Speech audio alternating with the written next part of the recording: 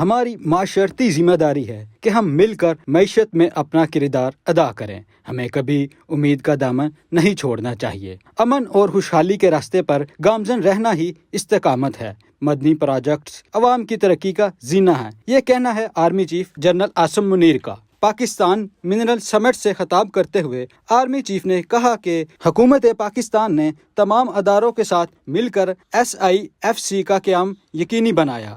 SIFC کا قیام تمام شراکت داروں کو ایک پلیٹ فارم پر اکٹھا کرتا ہے۔ مدنیاتی پروجیکٹس پاکستانی عوام کی ترقی کا زینہ ہیں۔ آرمی چیف نے قرآن مجید کی سورہ رحمان کی آیت کا حوالہ دیتے ہوئے کہا کہ اللہ کا ارشاد ہے، اور تم اپنے رب کی کون کون سی نعمتوں کو جٹلاؤ گے۔ اپنے خطاب میں سورہ بقرہ کی ان آیات کی بھی تلاوت کی، اور ہم ضرور تمہیں خوف اور بھوک اور جان و مال و ثمرات سے آزمائیں گے۔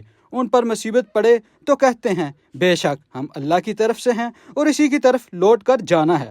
انہوں نے مزید کہا کہ اپنے ملک پر نظر ڈالیں تو برف پوش پہاڑوں سے لے کر صحراؤں کی وسعت تک اور ساحلی پٹی سے میدانی علاقوں تک اس سرزمین میں کیا کچھ نہیں ہے۔ انہوں نے قرآن پاک کا حوالہ دیتے ہوئے یہ بھی واضح کیا کہ اللہ ان کی مدد کرتا ہے جو اپنی مدد آپ کرتے ہیں۔ انہوں نے اقبال کا یہ شعر بھی پڑھا، تیرے دریا میں طوفاں کیوں نہیں، خودی تیری مسلماں کیوں نہیں، اب ہے شکوائے تقدیر یزداں، تو خود تقدیر یزداں کیوں نہیں۔